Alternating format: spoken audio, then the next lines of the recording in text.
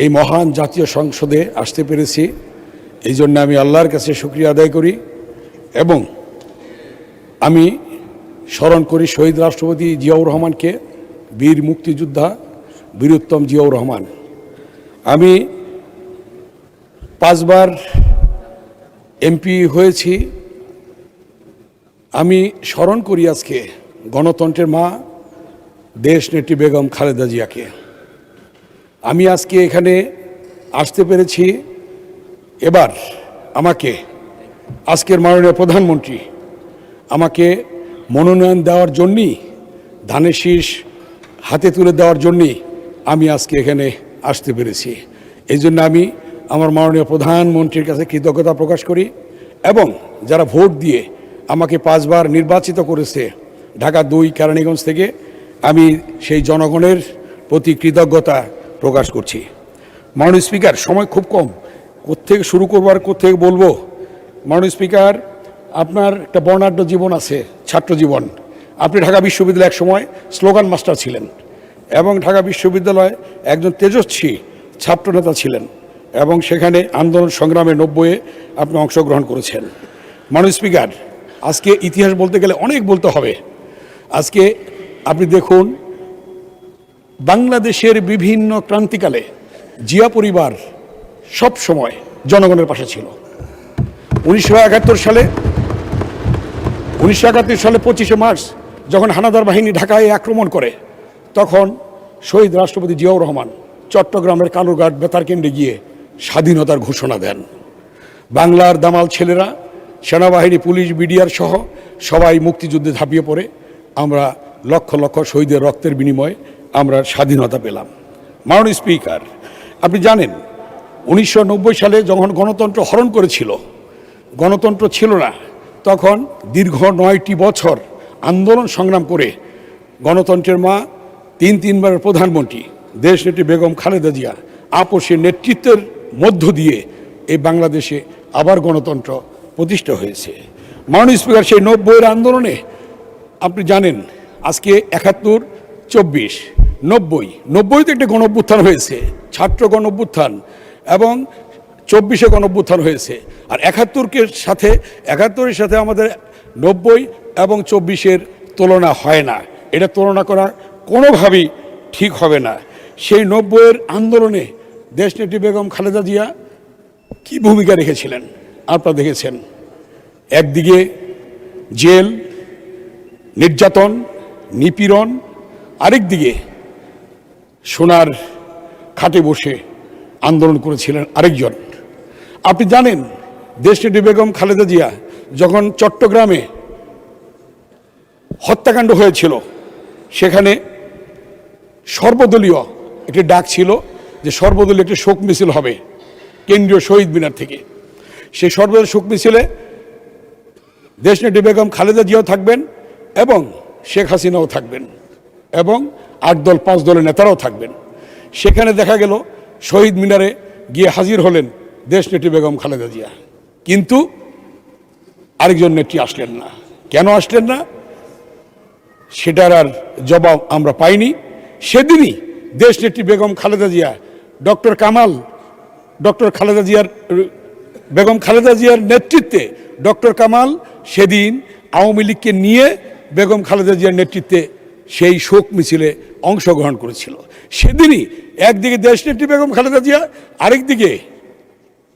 আরেকদিকে সর্বদলীয় নেত্রী হিসেবে তিনি সেদিন প্রমাণ করেছিলেন নিজেকে, এবং বেগম খালেদা সেদিন সর্বদলীয় নেত্রী হয়েছিলেন। সেই মিছিলে আমরাও ছিলাম, এখানে অনেকেই ছিল। মাননীয় স্পিকার, আপনি জানেন 90-এর আন্দোলনে যখন সর্বদলীয় ছাত্রঐক্য আমরা গঠন করি এবং ডাকসু সহ জাতীয় প্রেস ক্লাবের সামনে একটি পেশাজীবী সংগঠনের সমাবেশ ছিল, সেই সমাবেশে আমরা যখন বক্তব্য দেই তখন লুৎফর রহমান বেনু কিছু ছবি নিয়ে আসলো, এনে আমাদের হাতে দিল যে মইনুল হোসেন বাসভবনে, মইনুল রোডের বাসভবনে আক্রমণ করেছে এরশাদের পেটোয়া বাহিনীরা। এই 90-এর আন্দোলনে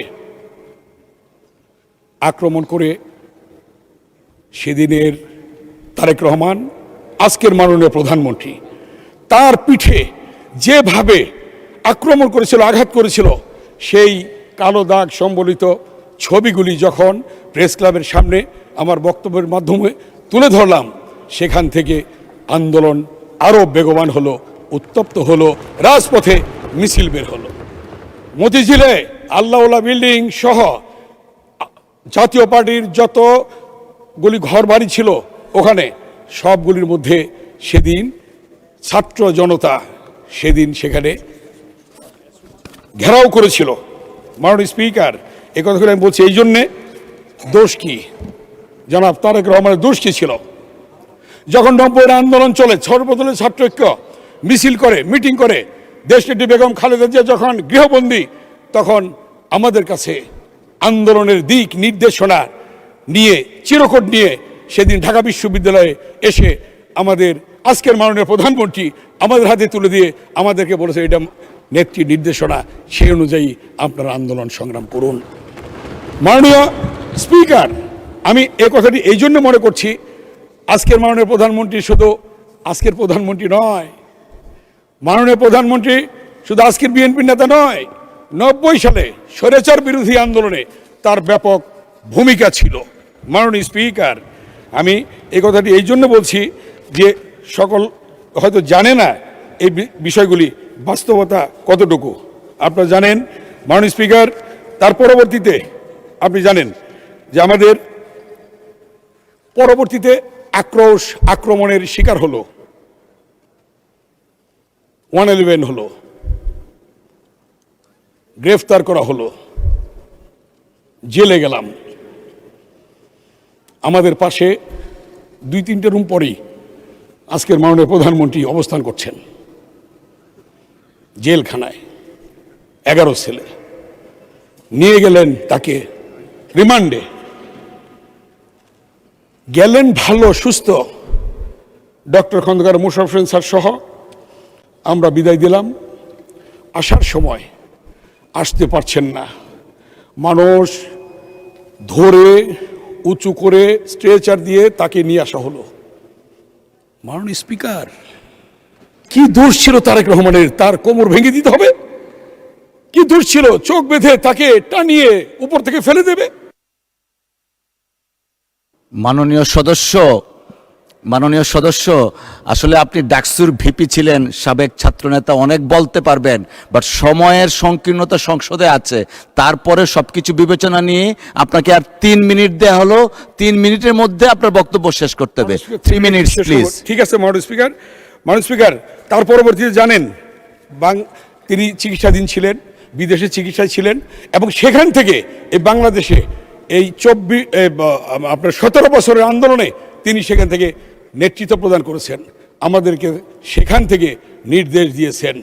তার প্রতিধ্বনি ছিল, তার আওয়াজ ছিল যে বিনা ভোটের এমপিদেরকে সংসদ থেকে বের করতে হবে। তার আওয়াজ ছিল, তার প্রতিধ্বনি ছিল, আমরা করেছি যে সচিবালয় থেকে অবৈধ মন্ত্রীদেরকে বের করতে হবে।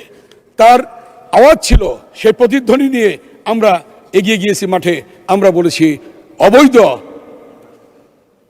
ভোটচোর শেখ হাসিনাকে বের করতে হবে গণভবন থেকে। সেটাই কিন্তু হয়েছে। এই আন্দোলন সংগ্রাম, ইলিয়াস আলী আজকে কোথায়? ইলিয়াস আলীর সন্তানরা আজকে তার বাবার কবর জিয়ারত করতে পারবে না। কোথায় তার কবর বলেন? সবচেয়ে ক্ষতিগ্রস্ত জিয়া পরিবার, সবচেয়ে ক্ষতিগ্রস্ত বিএনপি।